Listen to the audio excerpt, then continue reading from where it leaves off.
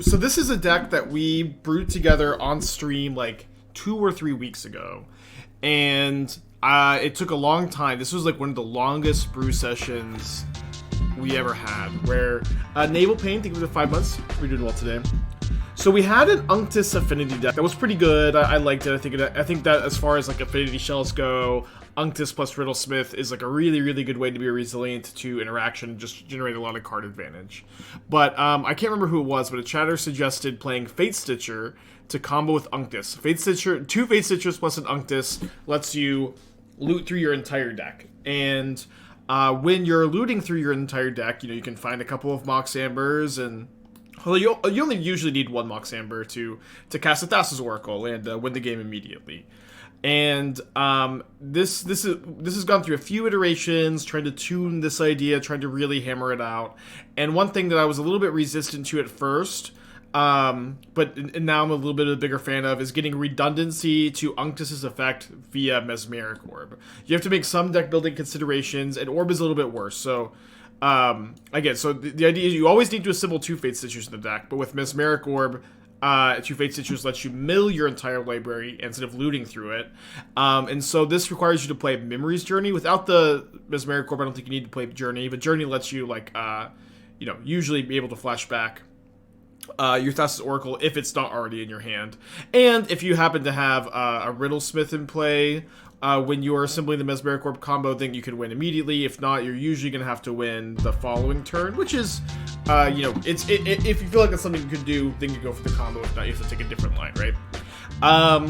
And so what's cool about this package, despite it being like a 3-card combo, is that your Fatestitchers don't have to be in your hand. These are cards that you are looking to mill over or loot away, which is, in this deck, really easy to do. You have Emry, you have Riddlesmith. Riddlesmith is like an insane card advantage spell, especially in combination with the 16 0 mana artifacts here. Just Riddlesmith into like 3/0 drops is actually card advantage with Ovalchase Daredevil, and it's a lot of filtering without it. Unctus is also, like, what's cool about Unctus is, like, Unctus is both your best combo piece, but Unctus is also a lord to give you like a somewhat cohesive beatdown plan B, especially in combination with Urza Saga. And Unctus is also a card advantage spell, which can help you dig for Fatestitcher. And Mesmeric Orb also digs for Fatestitcher. So even though you need to find 2 Fatestitchers between Emry, Riddlesmith, Mesmeric Orb, and Unctus, it's like it's something that you're going to be able to do somewhat consistently. And what's cool, you get to do it in a deck with a lot of card advantage, and you get to do it in a deck with like Urza Saga Plan B beatdown. I think the sideboard is still somewhat in flux a little bit. I really like Tormod's Crypt because it's a 0 for Riddlesmith, and I think that Graveyard Hate is becoming a bit more important lately. I think that I want at least 2 needles for like Unlicensed Source Relic Progenitus decks. I might want a 3rd needle. I think you definitely need to play 4 Haywire Mite. You know, it's a Rest in Peace, Leyline of the Void. I think the Emrakul is good. I think the Spellbomb is good. I think that the rest of the sideboard cards are a little bit more in flux. Spellskite's a pretty versatile sideboard card, but not one that I think is very mandatory. Baby Biscuit, 15 months. Naval Pain with the 5. Thank you all. Yeah, I know that we've talked about this a lot. I know Containment Construct is played in the Legacy version. I know I've clickbaited y'all saying basically a Legacy deck. I think Containment Construct without like Lion's Eye Diamond is just not very good. And without like Lotus Petal. Dr. Bondi, 22 months, thank you. Ooh, we got Riddlesmith. We got 3 1-drops. We have 3 Riddlesmiths. 3 1-drops. But no lands. Kind of a land light deck, although we are playing for Springleaf Drum. Definitely going to keep this one. This is kind of an interesting decision point on what to put back. I think that we're either putting back Emry or Unctus. And I think I'm just going to go ahead and put back the Emry since I want to save the Ornithopter to go turn 2 Riddlesmith, start looting away these Daredevils. Yeah, Daredevil in a non-Asmo... Oh, we should have put back Daredevil. In a non-Asmo deck is weird, but Daredevil's really good here. Big J, 3 months. Funky the 14.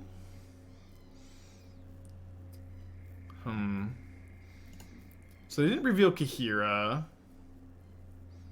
Could be Merfolk, honestly, but it's probably Control.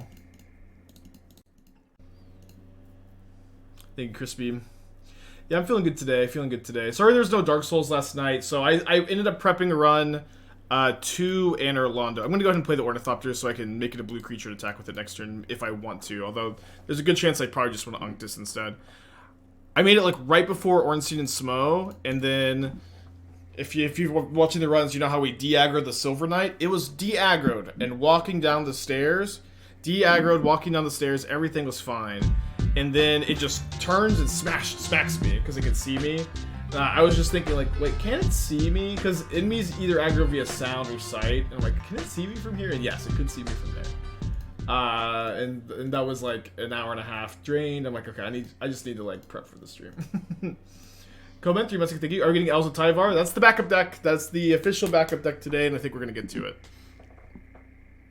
There's on the YouTube channel, there was when I was playing the Goblins Tyvar deck, someone the top comment was like, anything besides Tyvar Elves, House Mike. Anything did not play Tyvar Elves. Did you know leatherback sea turtles have special cells they compress when they deep dive? This allows them to deep dive without their shell shattering. The atmospheric pressure simply makes their shells compress. Yeah, I have heard that before. I actually always wanted to be a marine biologist when I was a kid, and I was like, oh, everybody wants to be a marine biologist. I'll do something else. And then I realized when I was older, wait, not everybody wants to be a marine biologist. That was my dream. No! That was my dream. Damn it. I thought that was just something everyone wanted to do.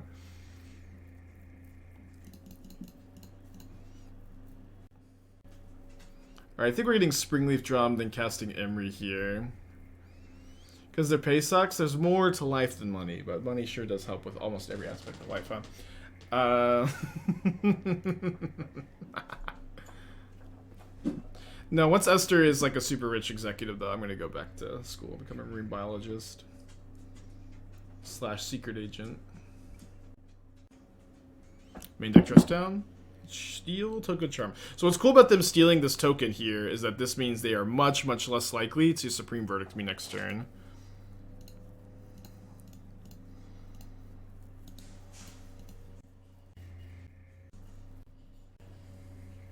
Milled over another Fatestitcher. So we actually have the combo here. We have the combo. We go Unctus into cast Bauble, discard second Fatestitcher. We need to find a land, I suppose. But we'd have like 3 loots looking for it. Obviously we're against a control deck, so having the combo is a lot different from performing the combo. Main phase of Solitude. Okay. So that means we need to draw. We need them to not have another Solitude and a white card. And we need to find a land in the top few cards. Okay, there's a land. Perfect. So we slam Unctus. How do I feel about the Attack on Titan episode? Okay, no spoilers for anybody in chat. I did finally see it. Dude, Esther, like, she's like, I need a recap.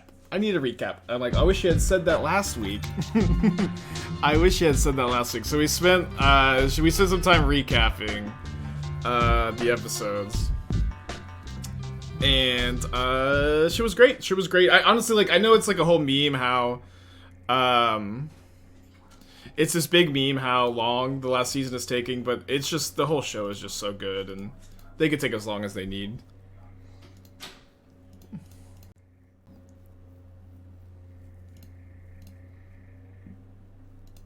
Death, 4 months, thank you. Okay, so I don't feel like my opponent has any meaningful interaction here. Very cool to do this through Counterspell, Archmage's Charm, Solitude, although my opponent did, you know, this is always what it's like to play kind of these off-the-wall combo decks. Like, your opponents just don't always know exactly what they need to do, although them main phasing the Solitude on Emry was definitely a really reasonable line, even likely a correct line. Maybe I'll go ahead and throw out a Memnite so that I can get these Daredevils back in the hand to loot away.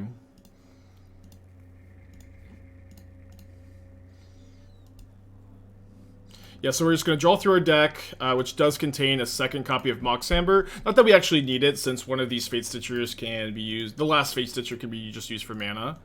And then we can cast our Thassa's Oracle as long as I don't accidentally discard it.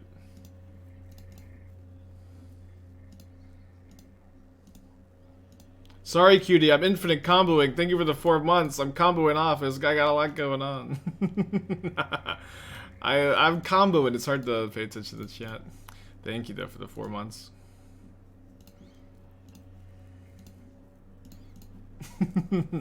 Nothing compared to the Dark Pool, though.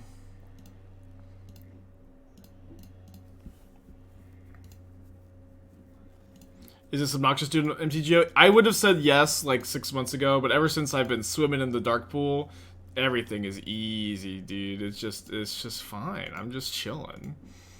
Look how much time I have on my clock.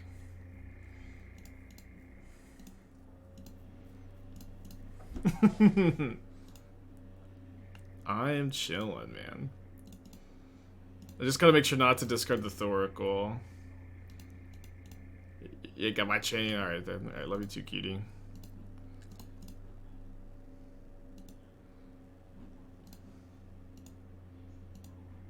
Just a bit of banter, huh?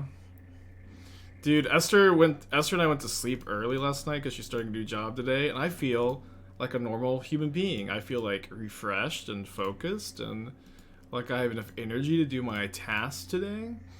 And like, what a weird coincidence that is. Oh, fuck. Oh, no. I feel refreshed and focused as I forget to float mana. I just wanted to get my Daredevils back so looting is a bit easier. It's okay. I don't actually need the second Amber, thankfully. It was so embarrassing if I did. I should be always yesing to this, huh? Always yield.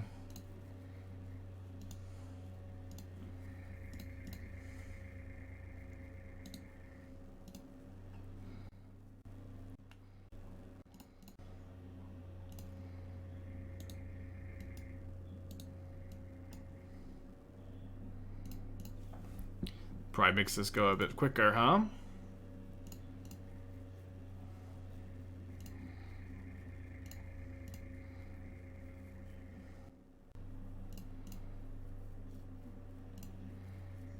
Maybe I could flip the loot now.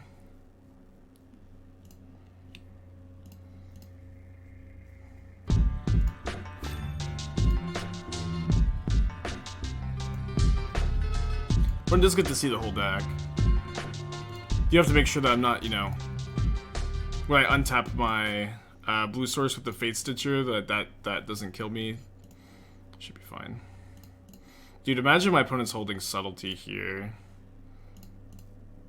Surely they would have Subtletied the Unctus, though.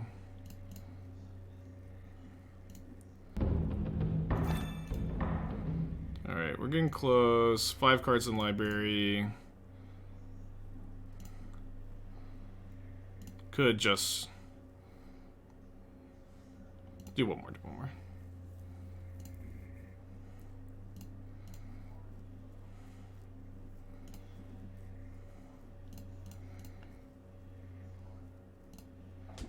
All right.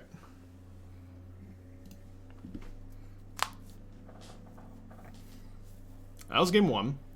Pact of Negation, reasonable sideboard? I don't think so. It's just like, what's cool about this deck is you just have a lot of card advantage, and so I think instead of being like all-in spell-based combo, like Pact of Negation, protect your kill, I think it's just better to like be able to like outgrind your opponent. Like Riddlesmith is a ridiculous card advantage card. Unctus is too. You have Emry, you have Urza Saga. There's 2 to have a combo decks, right? All in, resilient, and this is I think like clearly in the resilient camp. Okay. Oh, Mesmeric Orb also like is just gonna kill my opponent in this matchup maybe. I think we're bringing out the Ornithopters for mites. Could play like 1 spell Skype maybe. Maybe more is okay. Does make my Riddlesmith worse to cut all these zeros. I think that's okay against like specifically blue-white, right? Board an Emrakul, opponent disrupts combo, build an Apple Orb. So the Emrakul's on the sideboard for Mill. Against Mill, I just cut the orbs. This is my current plan. Go. And then you're like combination like beat down with Emrakul / still have the Unctus combo. Memory's Journey. With Memory's Journey, don't you have to have 4 total mana with Grinding Station so you can beat Subtlety? Don't you have access to 4 total mana with getting Ambers back so you can beat Subtlety? Yeah, I guess I hadn't thought about that line of Memory's Journey back your Ambers. Ooh, kind of needed that. Well, I guess we have another one, huh? Do you think that Spellsky should be played in Yawgmoth sideboard? Probably not. Like, Yawgmoth is a deck that is, like, pretty resilient to removal overall.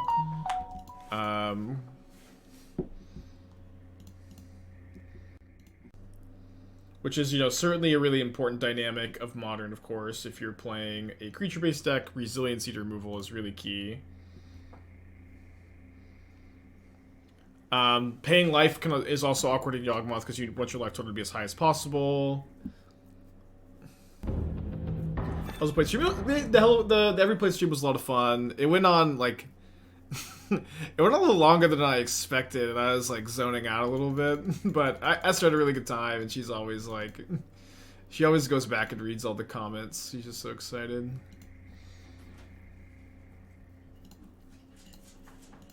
These dogs are like, hey, what are you guys doing up here? What are you both you guys doing up here? What? What are you both doing up here? Oh yeah, we're just talking about the Every Play stream. How's your job going? You're 17 minutes in. Yeah, I had a small meeting that everyone went off camera for, and I was the last one to go off camera. I was like, okay. And then, yeah, I'm gonna log in and try to do some trainings and stuff. Okay. So that way I'm not wasting time. Yeah, I would do something for sure. Yep. Yep. I don't know how these jobs work, but I imagine they pay you to do something. I just play video games all day.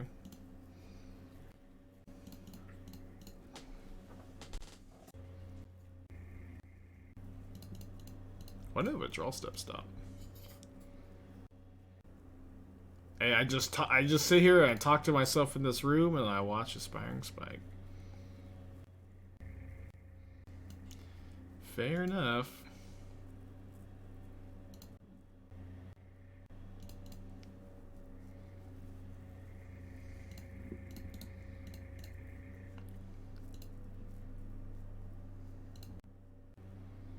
Just eating on my computer all day, waiting for someone else to do something. Yeah, Esther's last work from home job, she had a boss who was like big micromanager. It was honestly like, Esther doesn't even like recognize this, but it was some of like the most like deranged stuff I've ever heard of. Where like she would get upset at Esther for not phrasing reports the way she would phrase them, and like the stuff she's describing, it's not like technical language that is important for the job description or anything. It's just like really semantic-y. You're not phrasing this like I would have phrased it. It was really weird. Alright, wisely countering the Riddlesmith. I'm gonna play the Memnite now so that my Unctus can potentially loot a second time. I guess right now one time if I draw land and two times if I draw land and one time if I don't.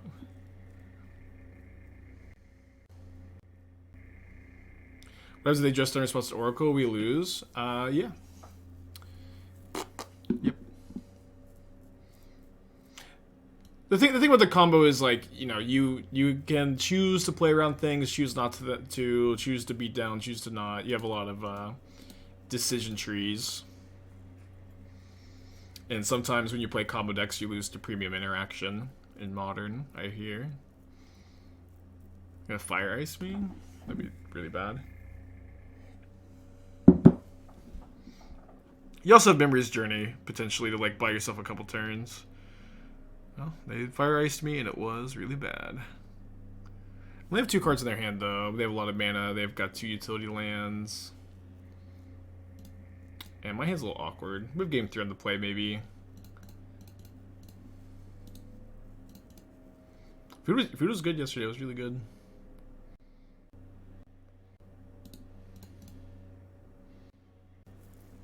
I definitely am interested in like they're playing Glacial Fortress, so it kind of seems like maybe they're not playing.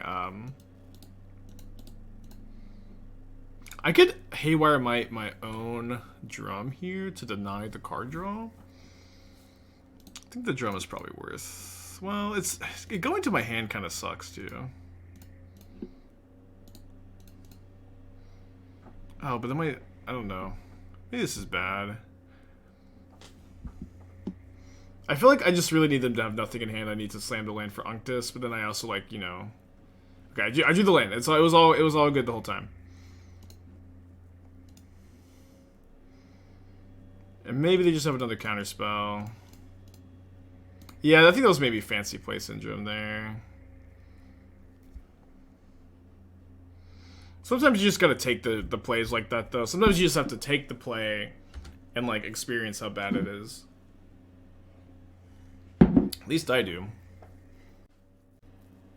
So we can't attack the Teferi because of the Hall. So let's go ahead and just take a peek. Well, no, I need to take a peek at their top card after they castle. But we're going to be pretty set up to try to go off next turn, I think. Or like at least start looting and stuff.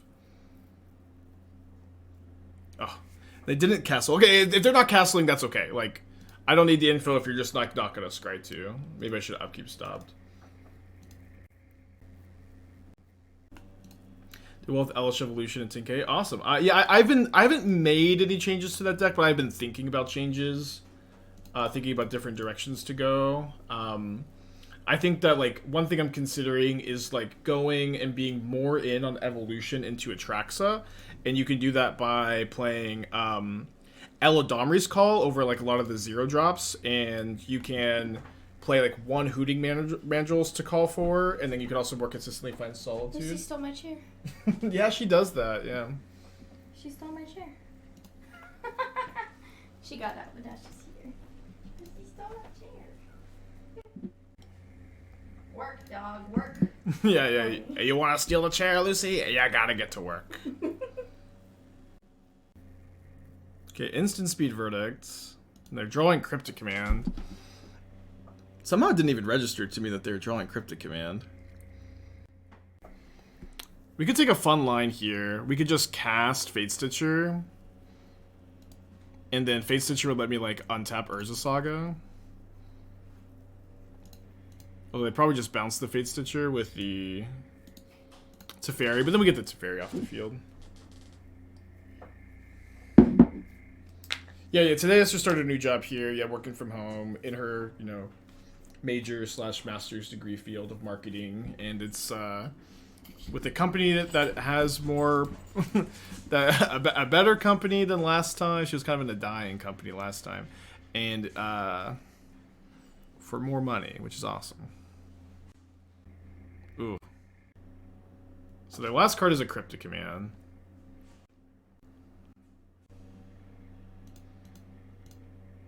Let's just go to main phase, make a token. I guess this plays a little bit too much into the Teferi bounce, but they're just going to get to, like, bounce the Saga, or bounce the Drum, or bounce the Orb. And I'm going to, I think, just go ahead and, you know, just trade the Orb here for Cryptic. Get that out of the way.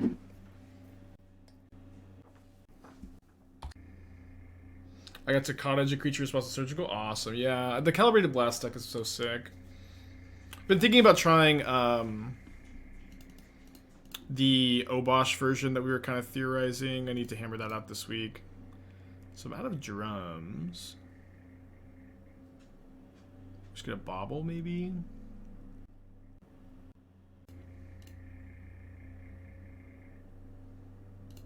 Alright, that's a good one. They've been countering these Riddlesmiths really aggressively, so maybe we can trade this for a counterspell right now.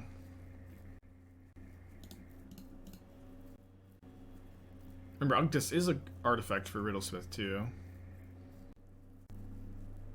You know, it's cool, you know, our combo deck is able to, you know, keep playing after double pending, Dress Down, Charm, Fire Ice, 2 Teferis, Verdict, Fire Ice, Cryptic Command, Solitude. We're probably going to lose this game, but I do think that it is at least nice that we're playing. We're, you know, if we draw much better than my opponent does, we can still win, and we still have game 3, even if we don't.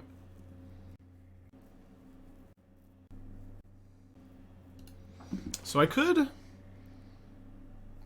Fatestitcher before playing Unctus so that we can guarantee a loot.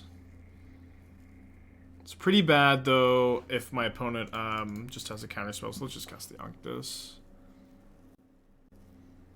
Opponent has less clock somehow. Yeah, welcome to twitch.tv/AspiringSpike, where all of my opponents every single game have less clock than me. Don't think I'm offering the trade. Need this for black mana to start casting Daredevil, I think.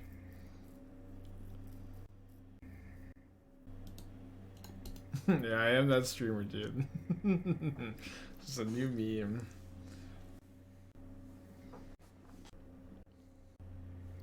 There but 2 cards on the bottom.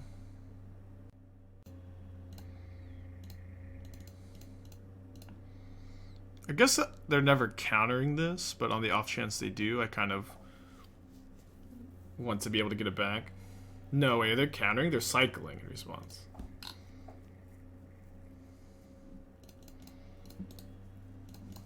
Orb honestly like could just mill them out too. Resolved. It's actually a pretty big game.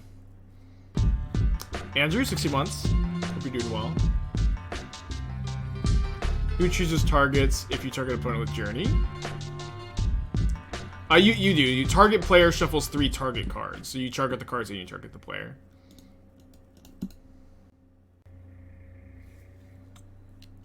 Goodbye, Teferi. Barely got any value out of this Teferi this game. Explosives on 1. That's okay. Hold this for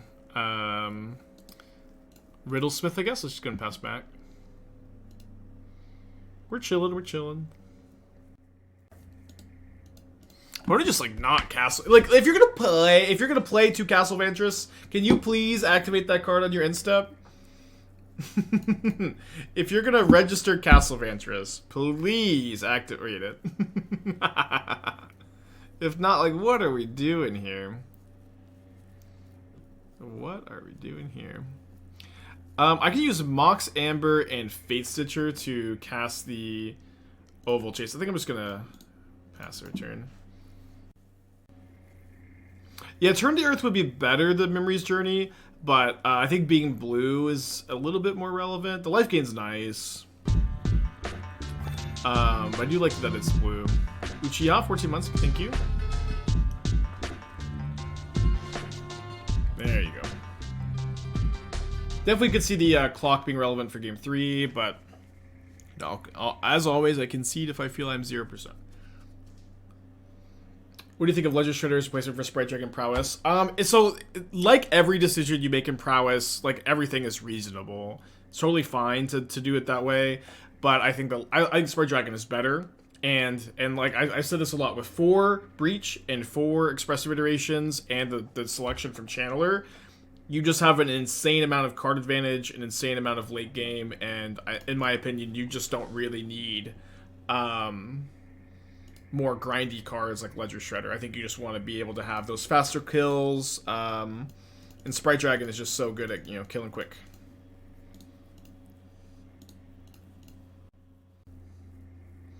Weird to shuffle the Sagas back in. I think Memory's Journey on Urza Saga right now is a losing line. Cryptic Command, my Ovalchase Daredevil. Alright. Modern is healing. They're playing 2 Cryptics.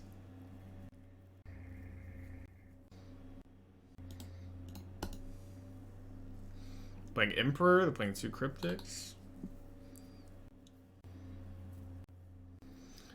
Opponent's got 4 cards. We need to draw like a Riddlesmith pretty badly. I'm gonna play the Mamber over the Haywire Mite. Yeah, I also like one reason why I really want to play this out is I want my opponent to cast Rest in Peace if they, or like whatever their graveyard hate is. I want to see some graveyard hate and know better how to sideboard for game 3. Because like so far, like my opponent's like, eye roll, not playing Leyline Binding, and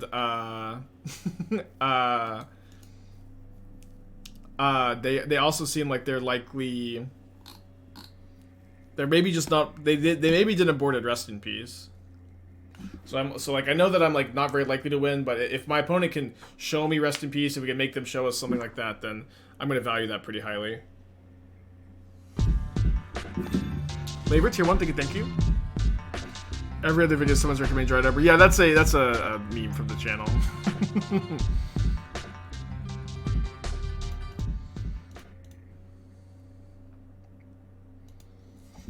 Because Dryad Arbor is like, it's the card you get to like suggest and feel really smart for suggesting. Spike, Dryad Arbor, you could fetch it, but I'm the one that has to like draw it and lose. Labor, tier 1, thank you.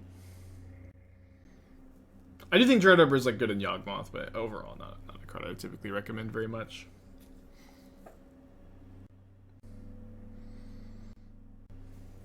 Two cards on the top.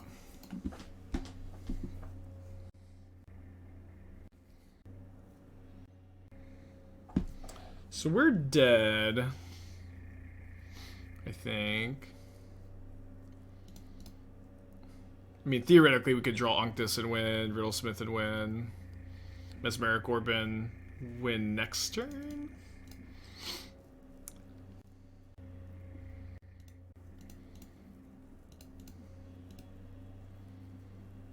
Yeah, I don't... Because I can mill my entire library, but because I don't have a cantrip effect, I can't win with Thoracle here. And I would have to mill over a second Fatestitcher right now anyways and have my opponent have no interaction. I mean, I can play a Haywire Mite and block. Okay, well, let's just go to game 3. Okay, so I'm going to go down on Haywire Mite. I think that Rest in Peace is still enough of a concern that I probably need to register 2. Maybe go back up on Min-Mites here. But they might not have Rest in Peace. And Haywire Mite, so it's still an artifact, you know. Okay, let's go. Raw Priest and Shuko. Then I read Raw Priest again. Yeah, there's a lot of epiphanies that are like that. Oh, I had one really recently. I had like a whole deck built, dude. What was it? I had a whole deck built and it didn't work. Maybe I don't think I downloaded the list. Hold on, let me see.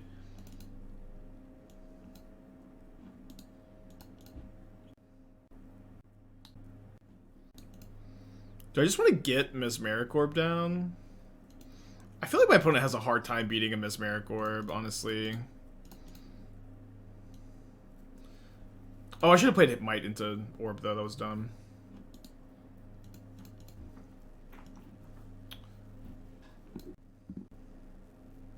I need to, like, just not think about it, I guess, for a turn or two. Yeah, I mean, if they pending, it's okay. I think I'm just gonna go ahead and cast the second drum here.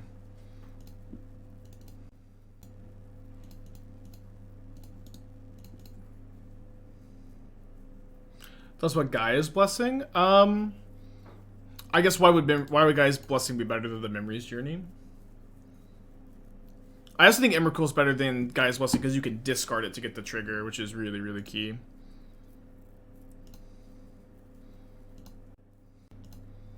Yeah, so maybe we're gonna try to like make them Supreme Verdict here. And then can try to follow it up with like an Unctus.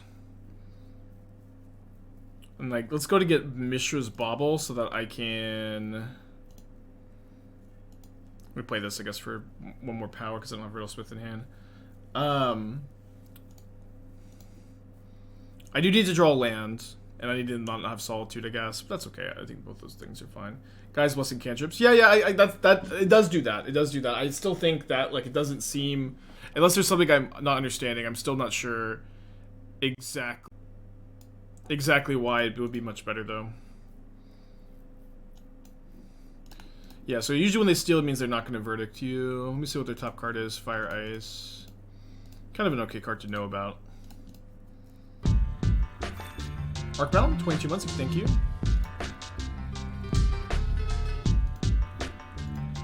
Oh, right, they're milling, right.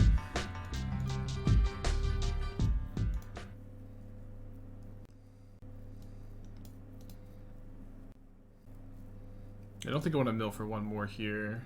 Probably should just auto-yield to this, though. There's a Fatestitcher. There's another Saga. So yeah, we can definitely play this slow. If I cast Unctus, it's like definitely getting countered, but I think I probably just trade Unctus for a counterspell here.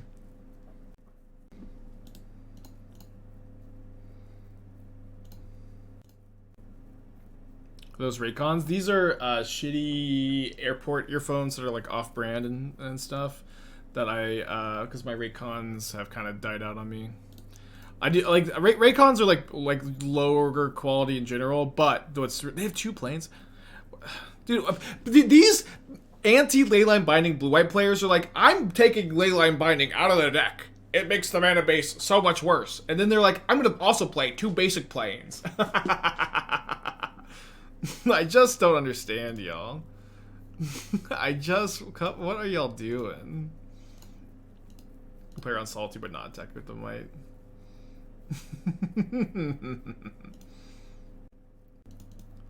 Obviously a little worried about Dress Down here.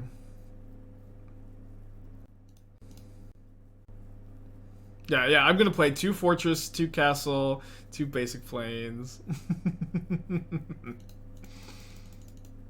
And that way my mana base will be better. Kind of feel like we're getting Dressed Down.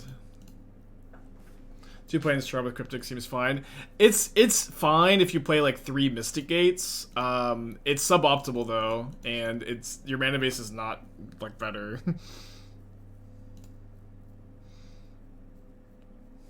Yeah, they probably have some Mystic Gates. It's just funny because again, your mana base is not better. it's not that much worse, I guess, but it ain't that much better either.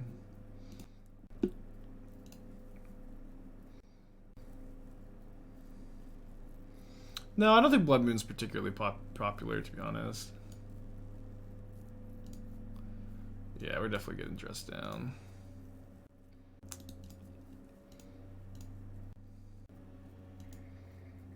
What's the reason for MDFC lands are more breeding pools? These don't freaking do any damage, and the breeding pools do.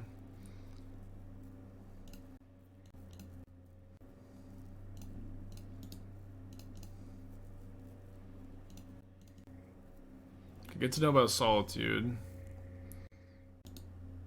Guess we have the Spellskite in play for it. Oh, sorry, I keep doing this. I keep bobbling them and then they mill themselves.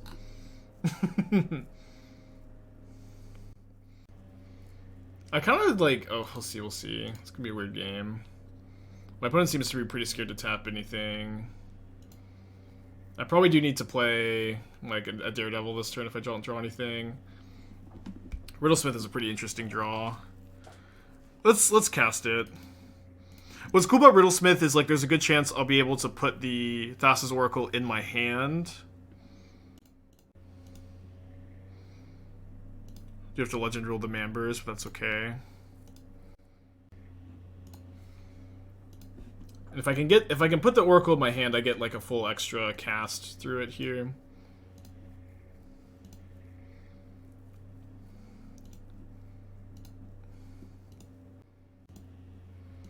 Could cast second Riddlesmith. That's likely playing into Verdict a little bit too much. Guess I still don't attack because then they Solitude and they block pretty easily. They Solitude my Riddlesmith. I don't think I'm gonna Spellskite. They're playing Snapcaster. Gonna Snap Charm. So I guess Memory's Journey. Wait, Fire Ice? I still think I have Memory's Journey.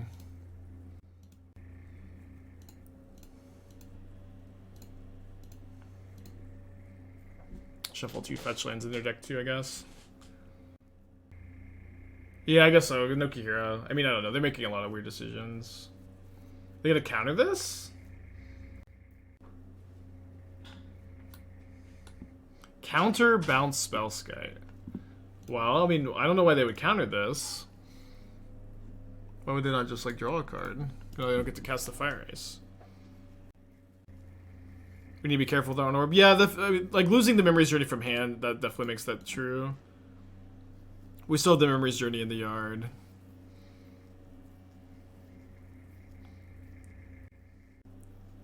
It's good for me if they attack because they're milling one more. So yeah, if we mill over our Thassa's Oracle, things are worse. They have 3 cards in their hand. We're milling 7. It's not so bad. Not so good either. Oracle still in the deck. Oracle in the hand.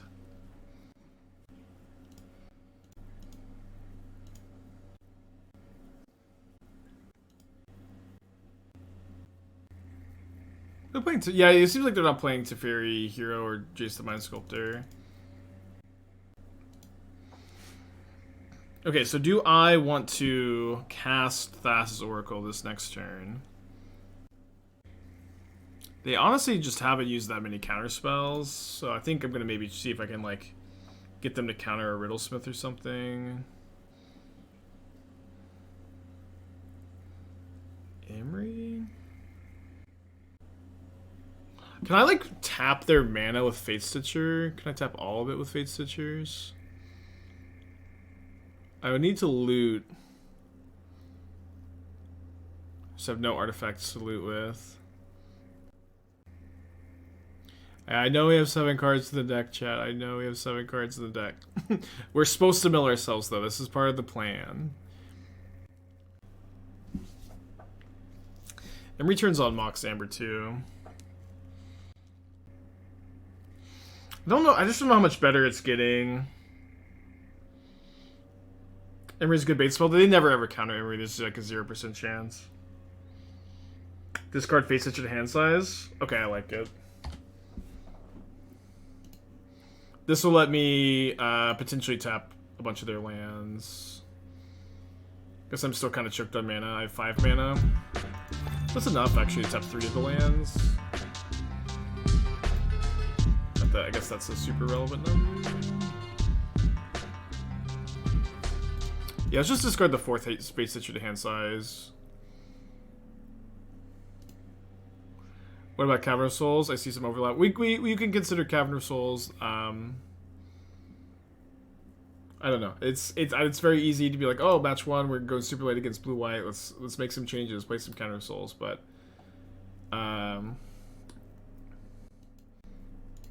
yeah, let me cook a little bit. We'll figure it out.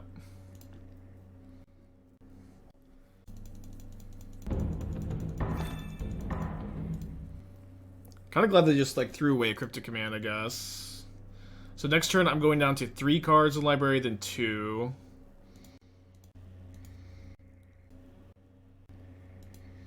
So do I start off with Emry?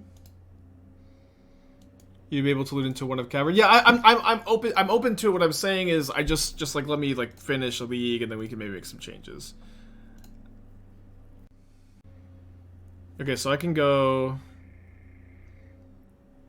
Emry, turn on Mamber, Fatestitcher, Fatestitcher, Fatestitcher. Problem is this isn't a blue source. Tap 3 of their lands, which doesn't matter. So it could matter next turn, maybe. Yeah, so let's just go cast Emry. Cast Emry, cast Oracle.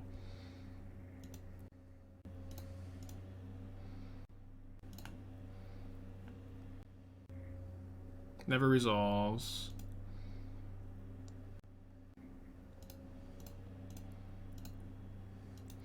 Then we upkeep the Memory's Journey after the mill trigger happens. Dead counterspell.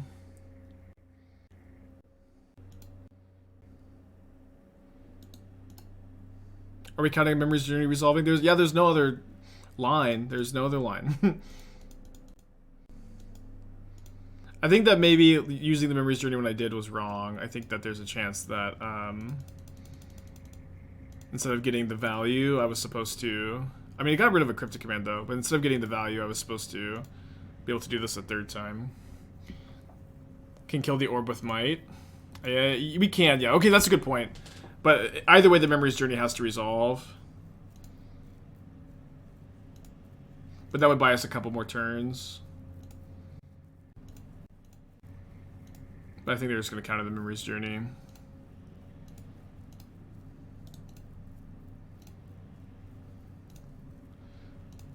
Okay, so we're going to target Thassa's Oracle, Unctus. Unctus?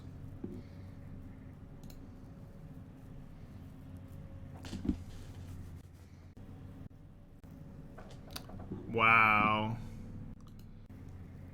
Hey Frey, how's it going? Well, rough first match, huh? Nearly 1 hour for this first match. Brutal game. You can keep this. Like this kind of deck going super late against blue-white control is always gonna have a hard time. White 2 Unctus there, either resolve Oracle or die there. Well, no, I can Haywire Mite my Mesmeric Orb, and so like I might be able to beat down with the Unctus. Kill the Mesmeric Orb, attack with the black creature. That was maybe a line, but it's, I don't know, it's like it's such a complicated game that I don't know like at what point that was the correct decision. Maybe it was at some point. Yeah, I never play for the timeout though. I think it's like insanely bad playtesting and like just not that interesting. Could Vial be an option versus control? I don't know. Let me just like form some opinions, get some matches under the belt. I think you could play some counter, caverns and stuff. You still get got by Dress Down. Control's probably not a very good matchup overall. Okay, I'm gonna save these because I could draw Riddlesmith.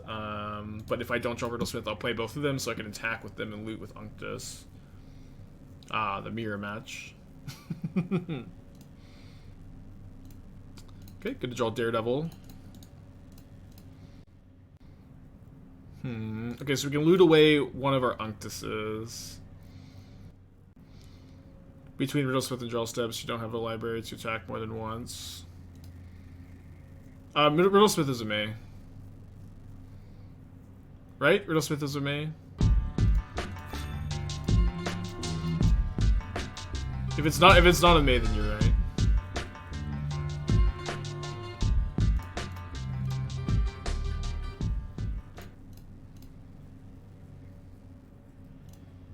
Yeah. It's an interesting matchup. We have a lot of self-mill. And we can, like, right here we get to loot Riddlesmith and Unctus into our graveyard. Waker's pretty good. Curator's pretty good too. Green splashes for Memory's Journey and Haywire Mite. Pretty good draw. Hopefully mill a lot of stuff. 2 Fatestitchers, let's go, that's a combo. I used to have like, again, so much self-mill for the combo. We attack first.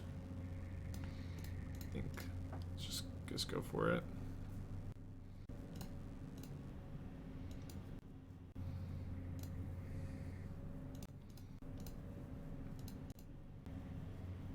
Can I explain the combo? I'm doing it right now. Unctus, double Fatestitcher, infinite loots, you loot through your deck, you cast the Thassa's Oracle. You also have some redundancy to this combo via Mesmeric Orb, and then you also have Memory's Journey to set up via Mesmeric Orb, or do it again through some interaction.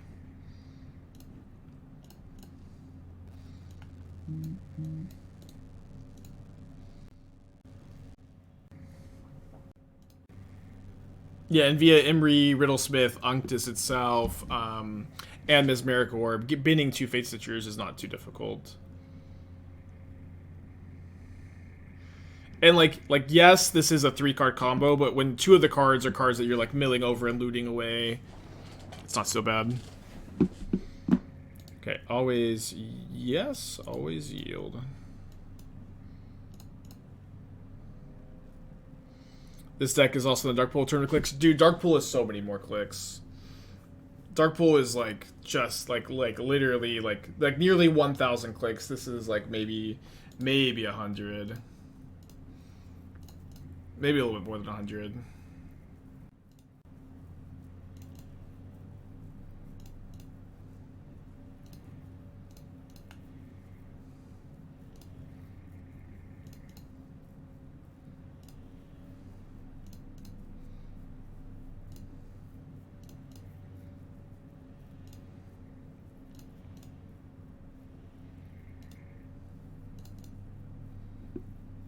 Probably don't need to be bothering with this, but it's maybe a good habit, maybe it's a bad habit.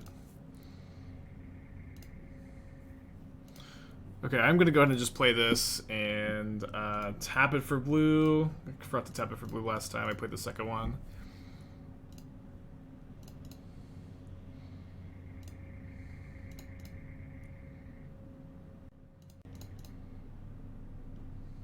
As long as I just don't accidentally discard the Thoracle.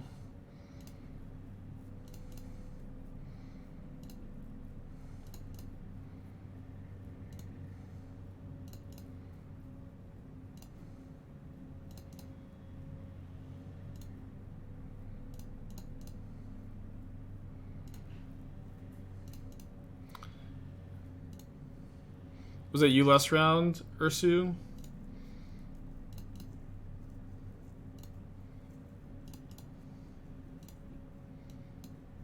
Long match for sure.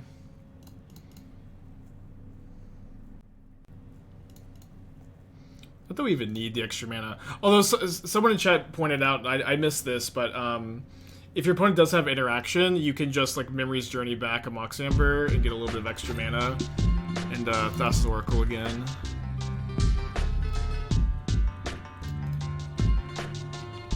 Nox, thank you for the 10 months. Yes, she started a job today. Seems to be... She's doing training and stuff. Seems to be pretty boring so far. Pray no endurance. Endurance is fun. Endurance doesn't do anything. I mean, it just makes me click a million more times, right? Oh, no endurance. Okay, so they endurance, and in response to that Oracle trigger. So yeah, so I just need to have a third Fatestitcher in play, I guess, so that I can loop in response to the endurance trigger, and that was I can still win.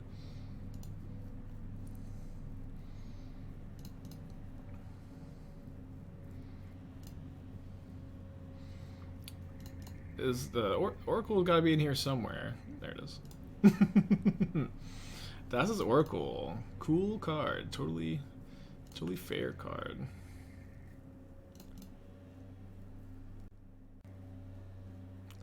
Now they cycle Street Wraith. What the heck?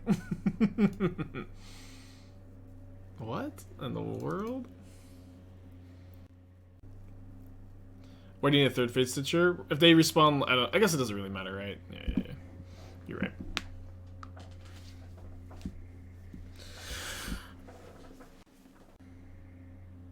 The loop is so long, I figured I'd say hi. Dude, what in the world? You don't watch the stream while I'm playing against you, Jungle. You don't look at my hands.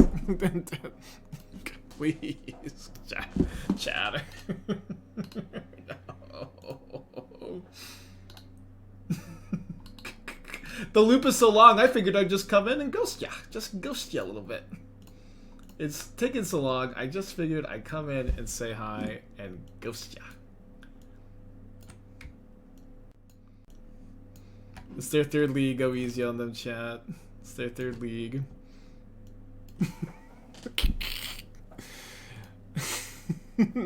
You can also concede. You see the Oracle if you want, you can concede.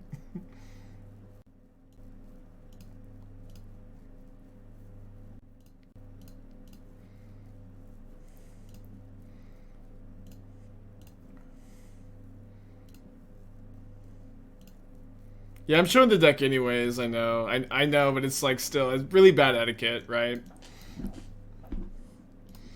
And like, there's also like game 3, I don't know how trustworthy anything is. Okay, I need to bring in some Haywire Mites for Leyline, I guess. 2's an okay number, could be like 3. Let's try 2. It's fine. It's not a big deal. I'm just keeping the hand hider on. I don't know.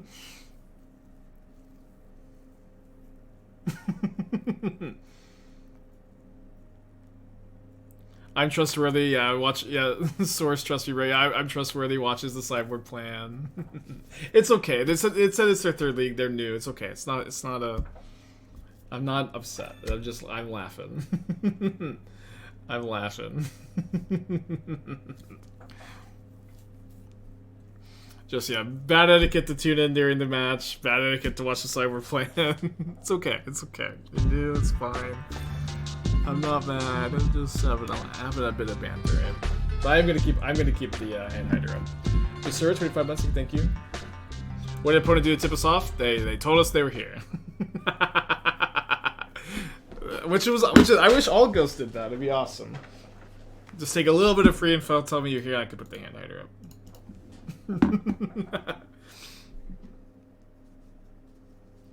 Yeah, they got bored via the loop, came in and said hi, which I'm sure a lot of people do that, right? I'm sure that that's not a very uncommon thing, but it's just funny that they said hi. It's okay. It's okay. Could be a troll. It could be. It's like definitely not though. I think. I have a pretty good sense. It could be wrong. Tell my friend Jeff happy birthday. Yeah. If only there was anything else they could have done there. If only there was any action you could take to stop the loop from happening.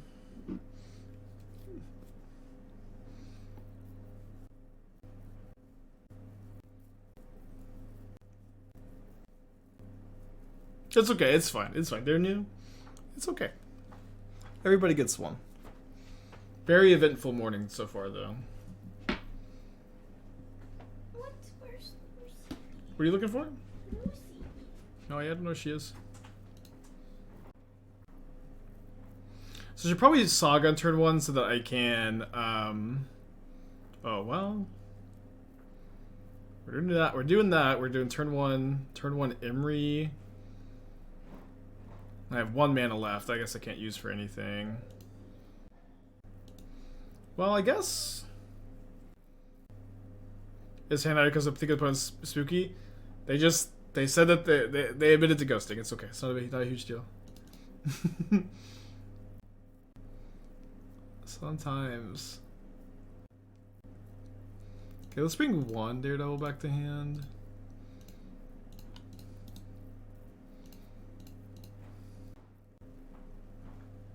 Oh right, I keep talking like y'all can see my hand. I drew the Emry for turn. Oh, they could see my hand too. Yeah, they actually know everything. No, they actually know everything because of the grief. That's fine. I guess they don't know that one. Whatever. Yeah, I don't know what happened to the four cryptic force negation hand hider. Or 4 force 3 cryptic. Playing? It did, yeah. It's because it's connected to my headphones. Oh. Can you disconnect from mine? You do it. I don't know how to do it actually. I don't know what button to press. In your settings. You're further on chat. Yeah, it's fine. It's okay. Everybody makes a huge deal about it when it happens, and it just is what it is. You know what I mean? What can you even say? Besides, it is what it is.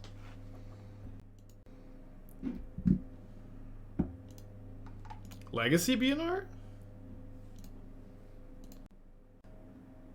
Expressive Iteration banned and Legacy. White Plume Adventurer banned. That's actually, yeah, pretty big. I could Fatestitcher the... Yeah, let's Fatestitcher Emry, cast the Bauble.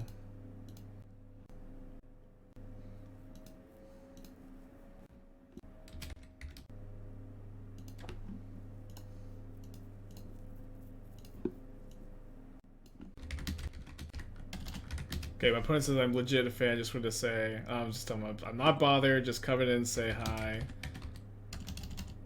after the match next time. Hit him with a smiley face. It's all good. It's all good.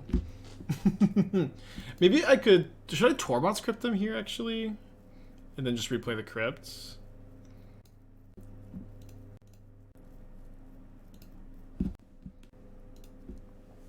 Seems okay.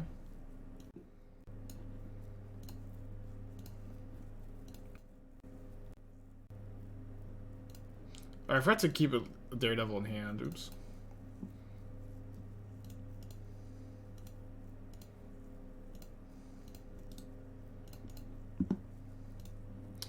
I have no strong feelings on this. I don't play Legacy.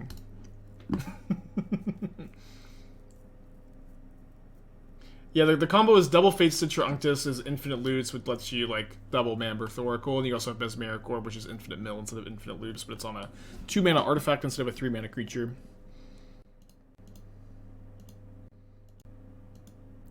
Modern continues to be highly spot with plenty of different viable archetypes, relatively flat spread among top decks. Yeah, I don't know. I think that as much as like people love to be bored and they love to be like, Spike, what if we unbanned my favorite card and what if we banned my least favorite card, Spike? What do you think about that? As much as people love to say stuff like this, I think it's really difficult to like seriously argue for big sweeping changes in Modern.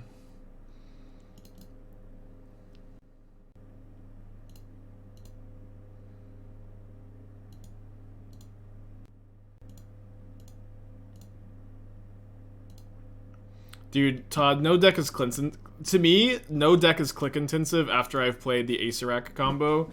I'm just like out here chilling, not swimming in the dark pool. I don't have to swim in the dark pool anymore. I'm free. Disagree with their assessment of Modern. Yeah, I don't know. Here's one thing. Here's one thing. People will definitely just read so much into the Wizard Band announcements. They will just analyze every single word and like phrasing and stuff. I think that you can disagree and like it's okay to like have some advocacy for like changes if you know that's fine. But I think it's hard to argue that like what they said is true and that Modern does not have a diverse format with like and it is evolving and changing. And I think that it's just really hard to argue the format's in a super bad place. But yeah, and then there's also like internalizing the Minguchi truth. Wizards mostly does things at random. Why did Wizards ban the stuff in Legacy today? Just kind of random. Just kind of random. I don't know. There's not a lot of like, you know, who knows? Do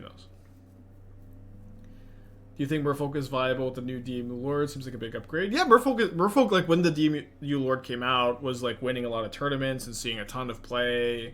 And I have to imagine it's not much worse than it was then, but you know, people just play a lot of different stuff. Fury missing a Merfolk though?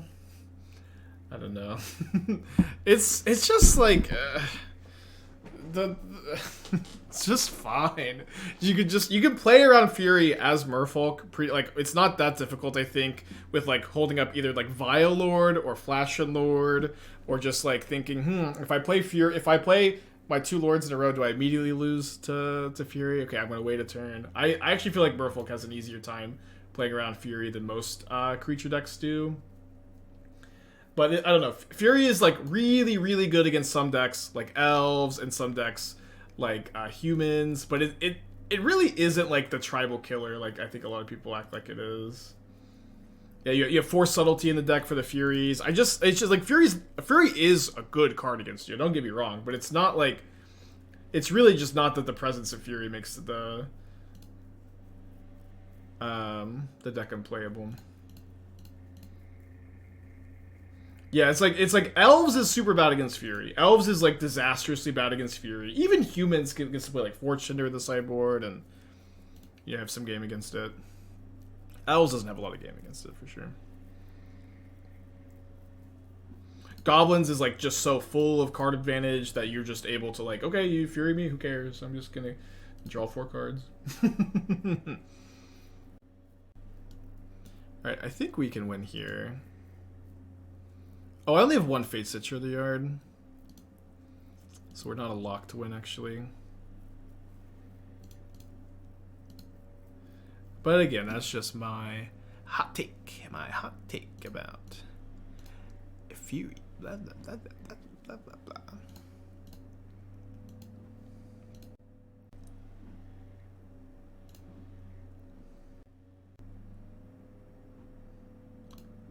I guess I'll just go ahead and play a Mesmeric Orb with the floating mana.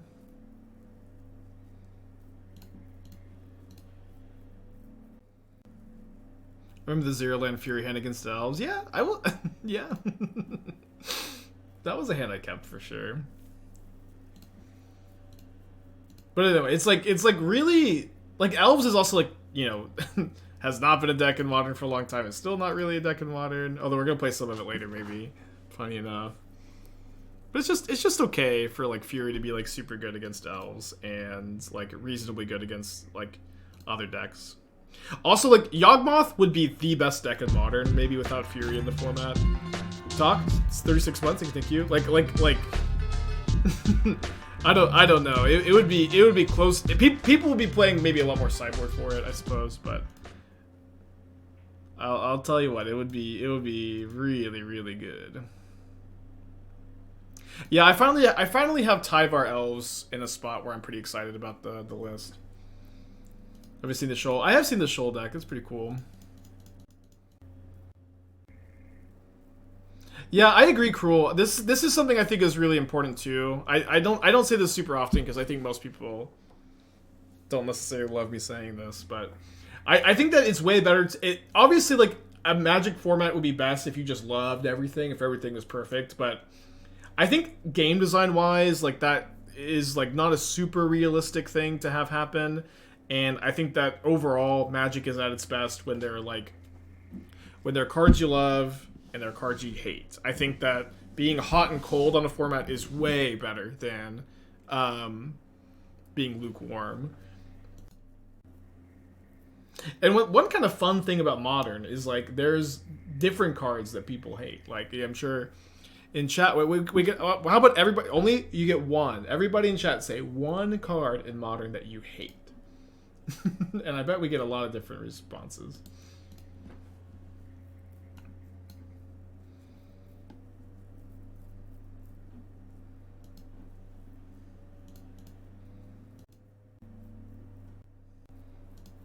That is a lot of different responses. I can't even really keep up with it. Most of it's Fury. Haha, it's so funny.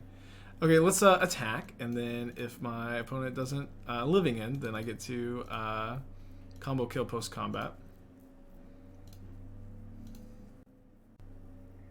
Modern Horizons in general, one card. The rule was one card. All right, 1-1. Hour 30 minutes into the stream, we played 2 matches. Let's go. And okay, I really like the first 2 Rings of Power episodes, but I just got so bored. I watched up until the last episode, and me and Esther are like, we just can't watch another episode. It's just so boring. The pacing's so bad.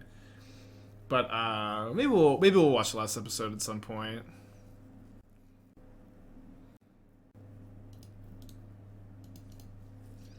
I don't know. I might give season 2 a go when it comes out. I really like the first 2 episodes. It also had a big issue that it was competing with like House of the Dragon at the time. But I just like I thought the pacing of the first 2 episodes being really slow was great. I was like, this is good. We're taking our time. We're introducing the characters. We're figuring out what's going on. But it just never picked up. And then they I'm not gonna spoil, this could be the smallest spoiler ever. Spoiler is that they go to a city.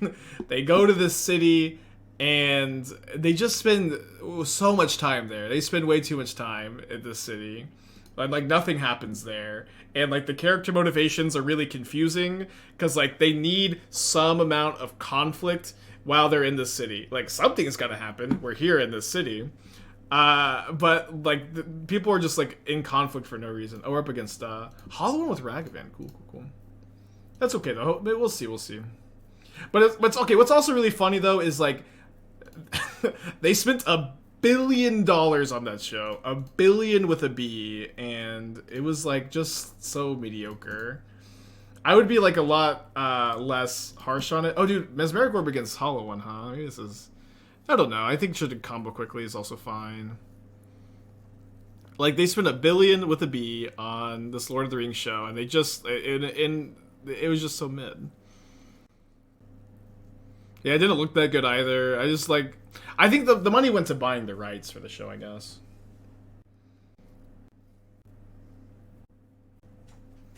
Hi, Athena. Wow, graced by Athena today.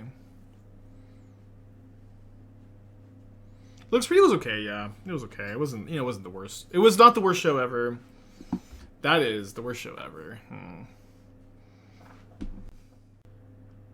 I don't. There's not a lot of shows I hate. I guess. Trying to think. What kind of content creator am I if I don't like have like irrational hatreds of old TV shows? I'll make a constructor. Do I want to play Unctus? When I play Unctus, it's dying to. Yeah, let's trade the construct for the Asmo activation. I did see Donna get hit by Sif. Yeah, I really think you're supposed to use the bow on Sif. I don't know about the level 1 run if that's viable or not. But like that exact situation where Dino gets hit by Sif is why I use the bow. You just get to avoid it completely. Uh-oh. Wander and Vengevine. What could we have done to prevent this, huh? Flying Ragavan. And I wonder if you know what it means. As good as the Hobbit movies? Okay, I actually didn't watch the Hobbit movies. I went to the first one in theaters when I was, you know, like 20 or whenever it came out. And I remember I fell asleep, which wasn't entirely the movie's fault. I was like up pretty late, but I fell asleep and I didn't watch any more of them. Okay, we're dead. Game 2. So maybe I'm boarding out the Mesmeric Orbs in this matchup. Not 100% sure about this, but I think they're going to be generally light on removal. Although they might be bringing in a lot of Ancient Grudges. I don't know if I want the... I think I'll just play the Tormod's Crypts. They also they probably have Leyline. Let's try this. Let's try this. I think against like the lower interactive decks, you can cut at the Mesmeric Orbs. Gets Graveyard decks too. Yeah, I'm mostly saying I can't really comment on the Hobbit movies though, because I haven't seen them. Haven't seen them. Okay, I do have one strong opinion on the Hobbit movies though, is that there's a lot of like world building scenes where they'll like be with the characters, and then I remember they would like just pan to like a scene in the world with a bunch of extras, just being in the Lord of the Rings universe, and those scenes were so bad. They were just they took me out of the world much more than they put me in it. It was like a bunch of like low skill or like first take actors. Haha, we're here in this fantasy world. Here's some bread for some coin. And they were just like they looked like they were just at like a cosplay event, and I just like, you could do better than this. You can do better than this. The scene's only goal, the scene's only purpose is to immerse me more in the movie, and I have left this scene less immersed. You have failed, scene.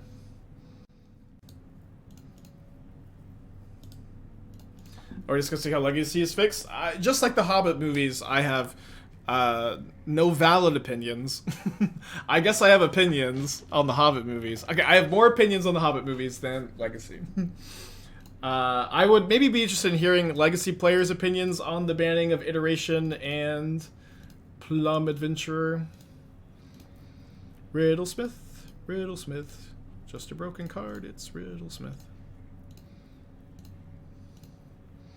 You ever just have a 2-1, draw you 4 cards? Huge fan. How's the combo work? So the combo is 2 Fatestitchers plus Unctus is infinite loots, which lets you go like Moxes into Thoracle. But there's also a combo where you're able to go Mesmeric Orb double Fatestitcher to mill your entire library, and then like Memory's Journey Oracle. So you have redundancy to that effect because you have 4 Orb for Unctus, and then what's cool is like between Riddlesmith and Emry and Unctus and Mesmeric Orb, it's not too hard to mill over 2 Fatestitchers.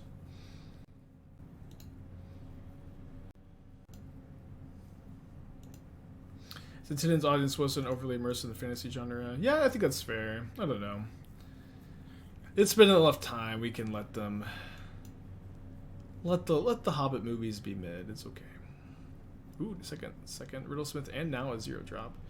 They have a Ox of Agonis and a Vengevine. It's tempting to double block the Flameblade Adept, but double Riddlesmith is just so ridiculous with double Daredevil that I can take 5. I'm at 20. Thankfully, we're not playing Breeding Pools because those cards.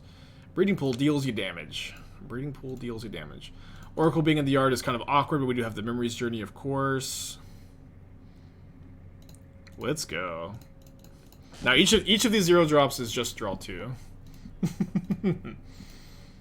Or I guess maybe we won't always draw 2. Okay, so because we had to loot away a land there.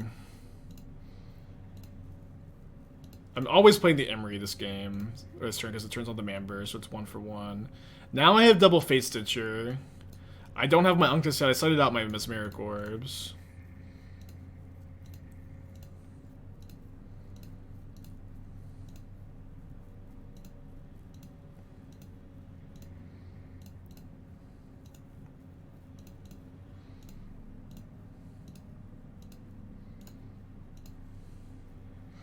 Yeah, the whole like ban brainstorm argument in Legacy, you know what it reminds me of? There's been like a viral clip going around about how like it was like people reacting to the government banning drunk driving, like you aren't allowed to, you know, drink and drive.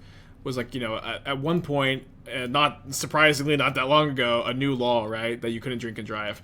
And there's like a clip of people reacting, saying, "I cannot believe I worked 10, 12 hours. I can't have a beer on the drive home. This is ridiculous." And that's how I feel about Brainstorm and Legacy. But I'm on the people who want drunk driving to be legal side. I'm like, listen, I've been playing Brainstorm and Legacy for 30 years, and like, you expect me to stop now? Are you crazy? I don't care that it's like too good and like the best card for all these years. I'm gonna keep playing it. I'm on the side of the pro drunk drivers when it comes to Brainstorm and Legacy.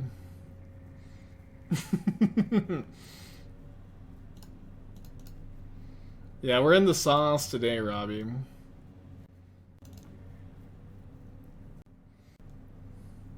We didn't see a ley line, did we? I think we still need the Haywire Mites though. They're like they almost definitely have them, man. Or if they didn't have them that game, they'll have them this game. Let me see if I can find that clip. Here it is. Yeah. Still, any attempt to restrict drinking and driving here is viewed by some as downright undemocratic. It's kind of getting common is when a fella can't put in a hard day's work, put in 11, 12 hours a day, and then get in your truck and at least drink 1 or 2 beers. They're This is the making 80s. laws where you can't drink when you want to. You have to wear a seatbelt when you're driving. And pretty soon we're gonna be communist country. Pretty sure Ponder's going next, and then damn, we're just gonna be like modern at that point. We're gonna be modern before too long. If these legacy players get their way, we're not gonna have anything anymore. Alright, let's keep this and just like not put the cavern into play. But yeah, but again, I'm on their side. I like let's keep brainstorming the format, okay?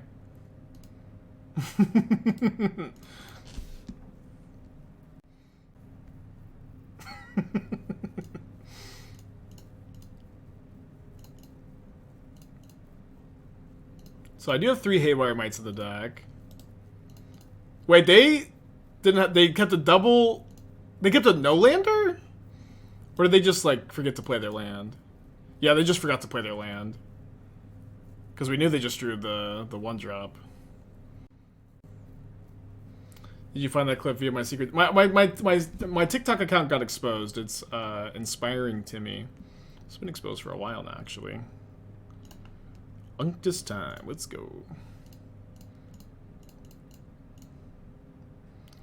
I don't think I need to play this Mamber here, right? Yeah.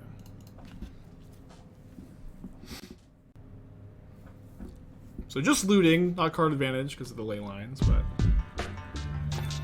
it's okay.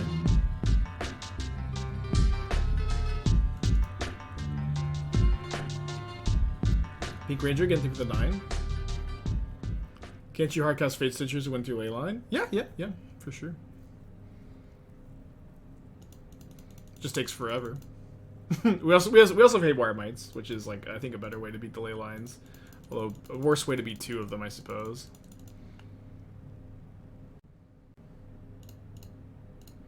Okay, so I'm going to go ahead and make a blue loot. Okay, so now I don't need... Fatestitcher plus Unctus is also pretty good in general. Yeah, still don't need to play the Mamber. Unban Uro, please. That's my opponent's username. Yeah, Pink Ranger, think with the 9. I think it exists. Missed this. Boros Norn. Okay. Yeah, we've definitely had a lot of people saying, Spike, let's add Norn to the Boros deck. I haven't tried it yet. I'm like somewhat on board though. So I also see like, okay, here's something that I'm like a little bit what's the word I'm looking for? Confused? Maybe not confused. Stuck? I don't know. I keep seeing Elesh Norn in lists like this that just don't have that many ETB effects, which is wild to me. Like, Dingo is straight up just playing Elesh Norn and Rakdos and has like 12 cards with ETB effects in the whole list. Which, again, I'm just like... Or is this really where we're at? We're just... we're just fair and square in...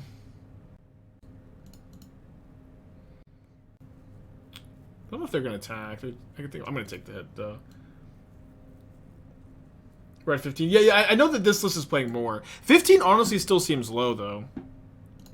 I know this list is playing more, and I know it's so like, you know, not as serious in that regard, but it's mostly surprising to me, more than anything else, just kind of surprising.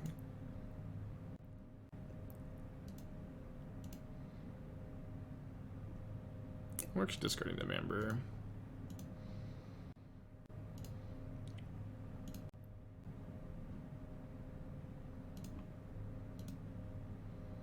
So we're going to lose our Unctus to Asthma. Then we're going to take, like, big hit. We can also double Saga token next turn with the Fatestitcher.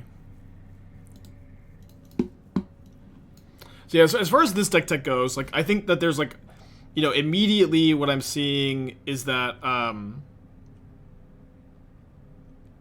we're playing a lot of cards like big top-end value cards like the Nihiri over like the rest of the Hellraisers, and we're playing like Lightning Bolts, and these are cards that don't play well with Norn. And I don't know what mostly what I'm saying is I don't know what numbers we should be at for Norn.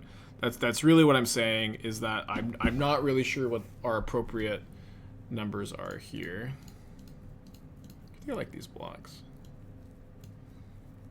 for enablers, but it's something I'm a little bit interested in. I like one card that like I don't know. Yeah, I know that there's like a lot of tension between Lotus Field and Elesh Norn. Obviously, just like don't play the Lotus Field Elesh Norn if you don't have Blood Sun, but like there is some tension there. So I don't know. So like on some level, I kind of feel like Hellraiser and Elesh Norn and Nihiri, this is maybe like too many top-end cards in general. I think that like Nihiri is not particularly good in this deck because like you just like can't ever zero on anything relevant the turn you play it.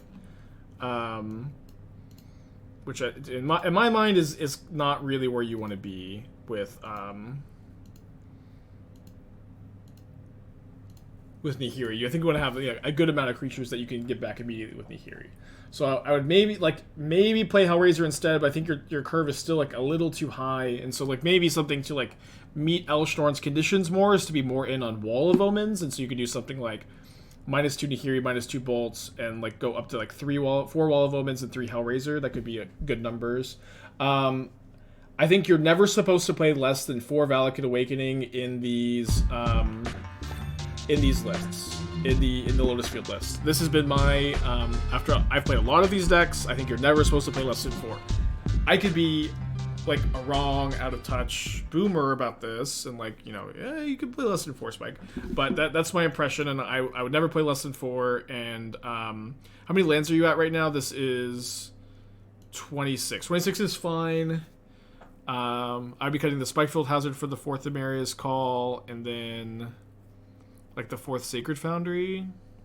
You could also play 27 lands. I think I was playing 27 lands in the other version. Going down to 26 I feel okay about. But if you want to only play 2 Hellraiser, that you could go up to you'd be at 27. Especially if you're, when you have with so many MDFCs, it's fine. I would never register the Chandra Awakened Inferno in Modern. I'd play any other sideboard card instead, so I typically like Wear Tear more than Wismare Ingot Chewer in these decks. Even with the Norn, there may be a different consideration there, but like the cheap interaction is so premium in this deck too.